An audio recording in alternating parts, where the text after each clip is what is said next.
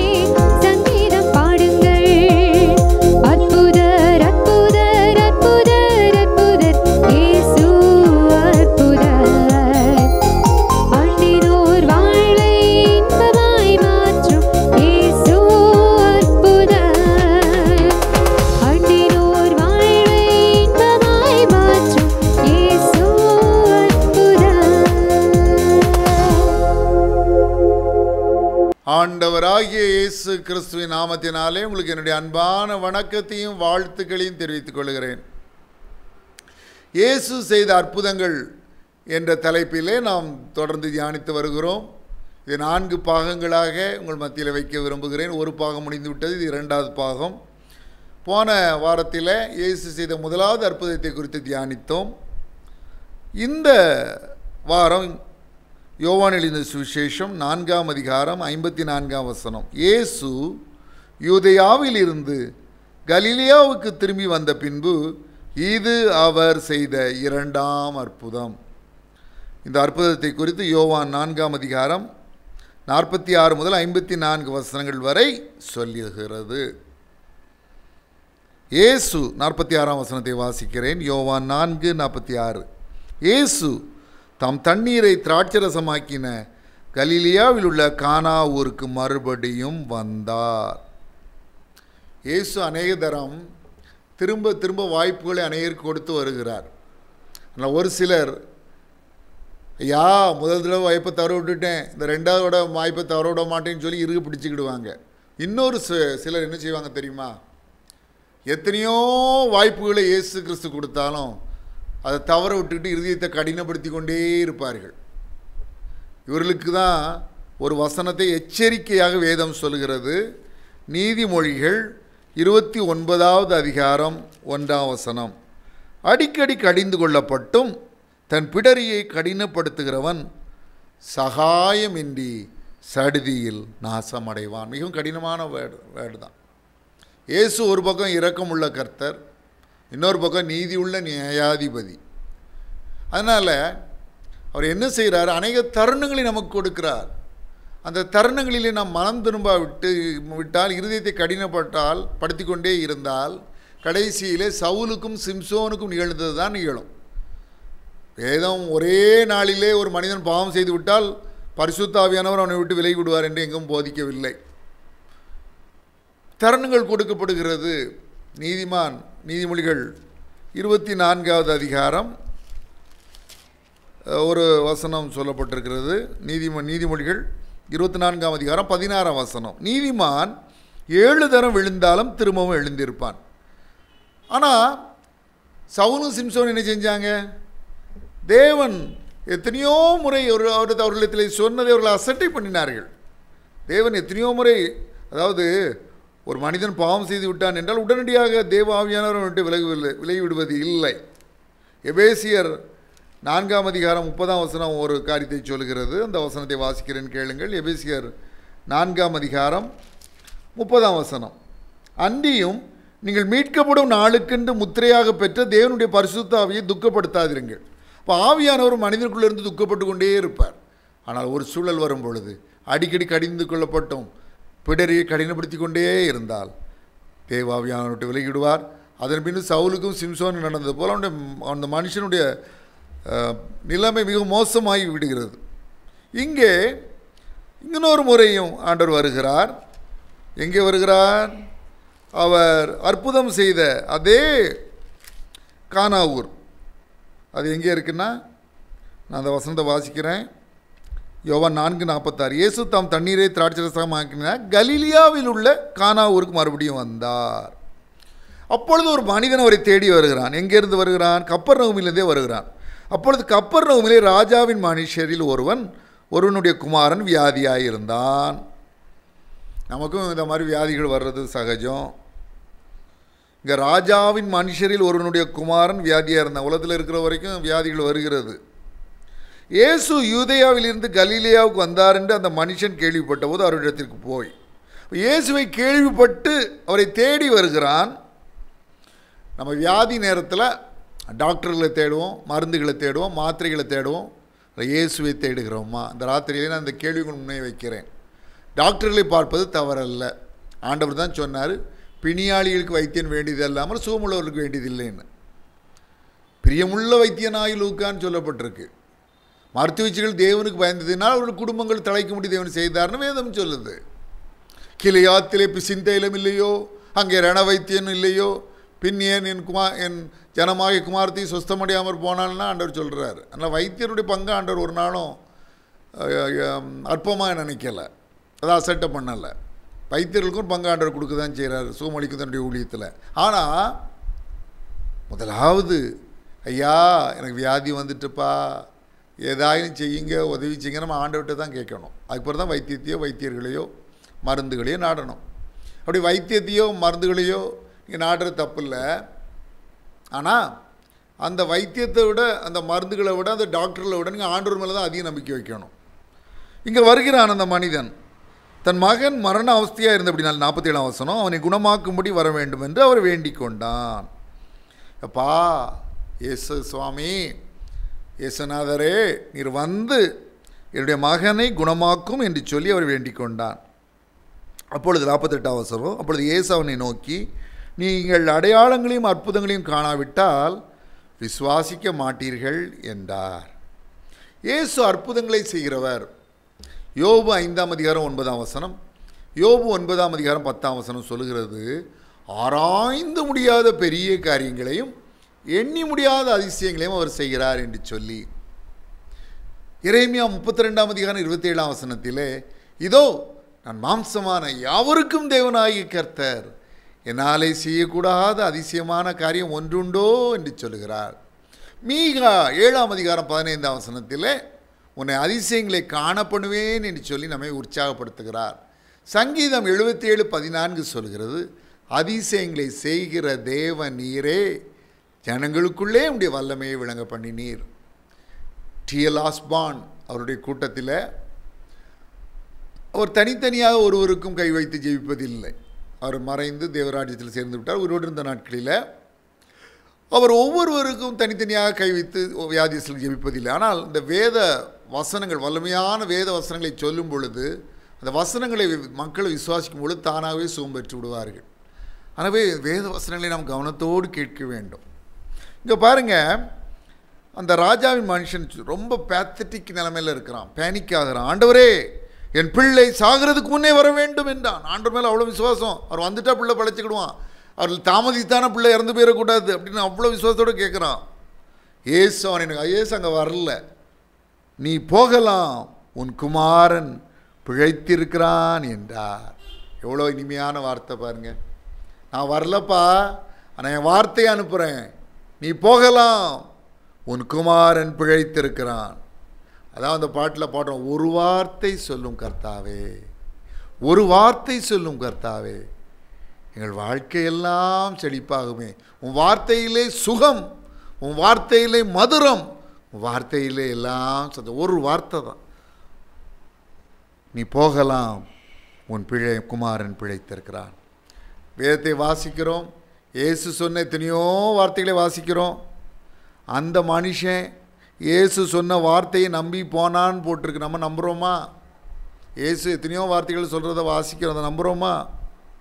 இயேசு அந்த வார்த்தையை சொல்லிட்டார், வார்த்தையினால் சுகம் கொடுக்கும் தேவன். ஆதியிலே வார்த்தை இருந்தது, அந்த வார்த்தை தேவனிடத்தில் இருந்தது, அந்த வார்த்தை தேவனாய் இருந்தது. யோவான் 1ஆம் அதிகாரம் 1ஆம் வசனம். அந்த மனுஷனுக்கு அவ்வளவு விசுவாசம், இயேசு சொன்ன வார்த்தையை அப்படியே நம்பி போகிறான்.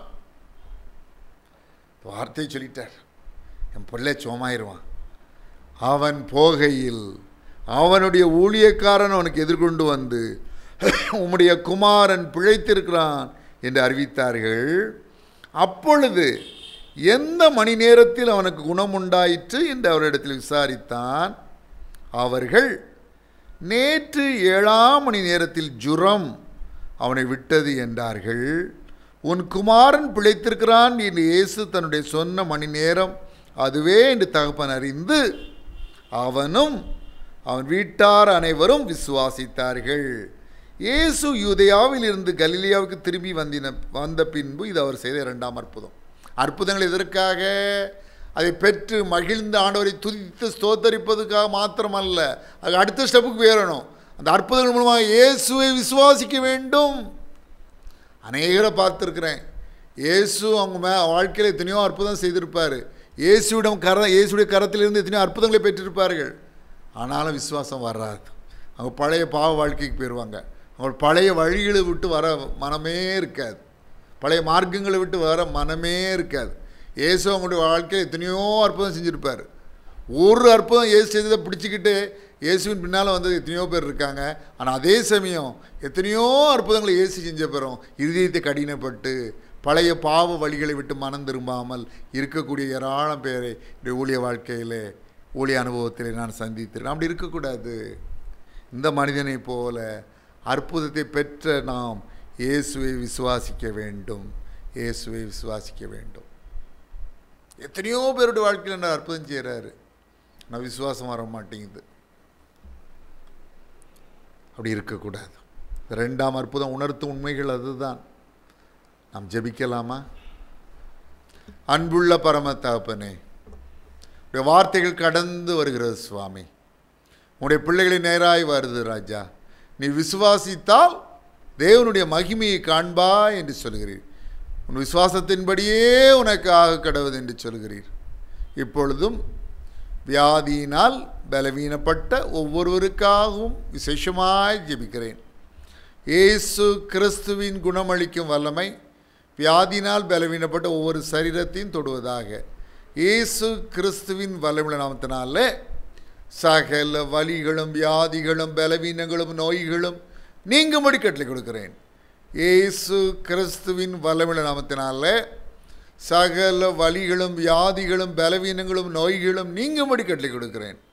இயேசு கிறிஸ்துவின் வல்லமை நாமத்தினாலே சகல வலிகளும் வியாதிகளும் பலவீனங்களும் நோய்களும் நீங்கும்படி கட்டளை கொடுக்கிறேன். குழந்தை பாக்கியம் என்னும் ஆசீர்வாதத்திற்காக காத்திருக்கின்ற பிள்ளைகளுக்கு அந்த பாக்கியத்தை அருளி செய்திடும். திருமணம் என்னும் ஆசீர்வாதத்திற்காக காத்திருக்கின்ற பிள்ளைகளுக்கு அந்த பாக்கியத்தை அருளி செய்திடும். திருமணம் நிச்சயிக்கப்பட்டு திருமணத்திற்காக ஆயத்தமாகி கொண்டிருக்கிற பிள்ளைகளை ஆசீர்வதியும்.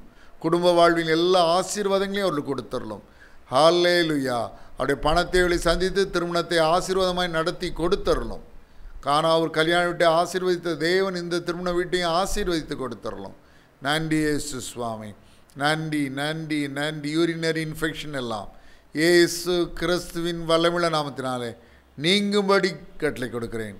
சகல விதமான தோல் நோய்கள், ஸ்கின் டிசீஸ், சகல விதமான தோல் நோய்கள், ஸ்கின் டிசீஸ் இயேசு கிறிஸ்துவின் வல்லமுள்ள நாமத்தினாலே நீங்கும்படி கட்டளை கொடுக்கிறேன். கண் பார்வையில் உள்ள பிரச்சனைகள் இயேசு கிறிஸ்துவின் வல்லமுள்ள நாமத்தினாலே குணமாகும்படி கட்டளை கொடுக்கிறேன். நன்றி இயேசு சுவாமி. நன்றி ராஜா. நன்றி கர்த்தாவை. தொழில் செய்கிறமுடைய பிள்ளைகளே ஆசீர்வதியும். தொழிலிலே செழிப்பை கட்டளையிட்டுள்ளோம். உத்தியோகம் பார்க்கிறமுடைய பிள்ளைகளே ஆசீர்வதியும். உத்தியோகத்திலே உயர்வை கட்டளையிட்டுள்ளோம். உடைய பிள்ளைகள் விரும்புகிற இடம் மாறுதல், விரும்புகிற டிரான்ஸ்ஃபர், அவள் விரும்புகிற இடத்திற்கு கிடைக்கும்படி கிருபை செய்தரலும். நன்றி. என்னோடு சேர்ந்து ஜெபிக்கிறமுடைய பிள்ளைகளுடைய வாழ்வில் அற்புதங்கள் மேல் அற்புதங்கள் செய்தரலும். ஹல்லேலூயா, ஹல்லேலூயா, ஹல்லேலூயா. நன்றி நன்றி நன்றி. சகல துதியையும் கனத்தையும் மகிமையும் வல்லமையும் ஒருவருக்கே செலுத்துகிறோம். இயேசு கிறிஸ்துவின் நாமத்தினாலே வேண்டிக் கொள்கிறோம் பிதாவே. ஆமேன். இதை பார்த்து கொண்டிருக்கிற, இதை கேட்டுக்கொண்டிருக்கிற அன்பு சகோதர சகோதரிகளே, நான் உங்களுக்காக ஜெபிக்க வேண்டுமானால் உங்கள் ஜெப குறிப்புகளை எனக்கு அனுப்பி வையுங்கள். நான் உங்களுக்காக ஆண்டவரிடம் ஊக்கமாக ஜெபிப்பேன். என்னுடைய முந்தைய கடந்த நிகழ்ச்சிகள் மூலமாக அற்புதங்களையோ ஆசீர்வாதங்களையோ பெற்றிருப்பீர்களானால் தயங்காமல் எனக்கு தெரியப்படுத்துங்கள். நான் ஒன்று சேர்ந்து ஆண்டவரை துதிக்க, அவரை ஸ்தோத்தரிக்க, அவருக்கு நன்றி செலுத்த அது ஏதுவாக அமையும். ஆண்டவராகிய இயேசு கிறிஸ்து தாமே உங்களை ஆசீர்வதிப்பாராக. May God bless you.